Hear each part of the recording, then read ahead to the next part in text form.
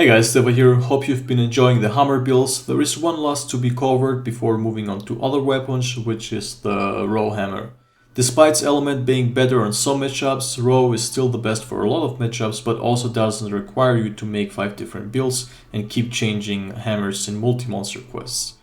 Today's build video will have a comfy build without dereliction and bloodlust, and the so-called suicide build with dereliction with bloodlust, supposedly having the highest damage output. But remember, if you have to change your playstyle just to use a stronger build and being more careful, it will not be worth it. Might as well go with a comfy build and have more DPS uptime rather than slightly higher damage numbers but not attacking as often. But use whatever you think is the best for you. As always, Casti, can't wait to have you going from my intros. It's pretty exhausting. Just kidding. One final thanks to you, and if you need a guide for hammer, guys, he has one on his channel. Also make sure to leave a thumbs up if you want to support my videos, guys, and a sub with a bell on so you don't miss any of the upcoming builds and updates once the title update 2 drops and I will have to update all the builds again. Alright, so here we go with build number 1, which I personally consider the best build.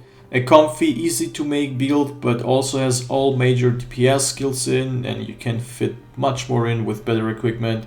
For weapons, we're using the Kamura hammer. You can also use the Geisma Gorm hammer, which will be slightly better, but assuming you have a good charm and good courier rolls, so you can fit all the affinity skills in, since it comes with minus 25 crit chance.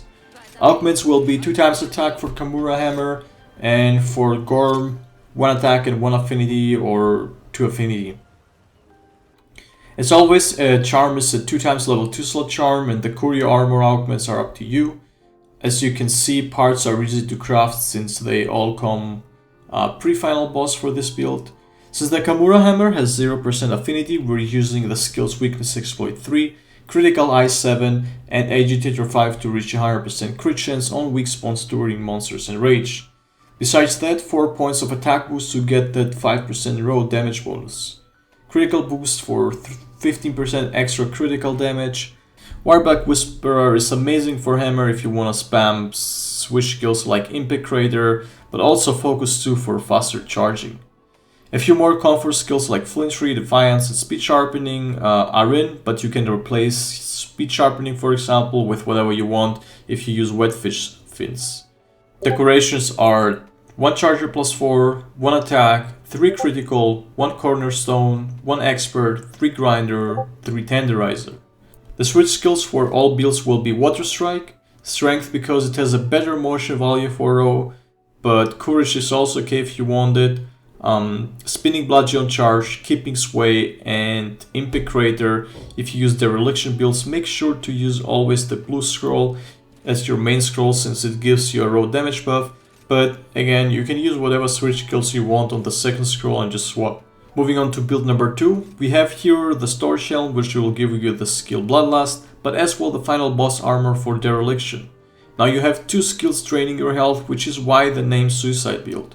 The skills are pretty much the same. We lost Agitator here, but we get the row damage boost from dereliction and resentment back, and the 20% affinity comes from the skill Bloodlust, which activates after attacking continuously the monster. It also triggers Coalescence level 2, which lasts 30 seconds. This build also loses 2 focus and 2 Warback Whispers, so I don't really recommend using it because I don't see much gain for the constant health drain to be worth it. Decorations used here are 1 KO plus 4 to increase the DPS uptime by getting faster KOs, 3 critical, 2 tenderizer, 1 cornerstone, 1 brace. Alright, that was it again. Hope you guys enjoyed the video. If so, make sure to leave a thumbs up and comment on what you would like to see next. And of course, subscribe so you don't miss any future content. Also, I plan to upload some Iceborne runs of friends which never really got traffic, but they are like one of the top 3 players in the world. With that said, I wish you all a nice day and happy hunting, guys. Don't forget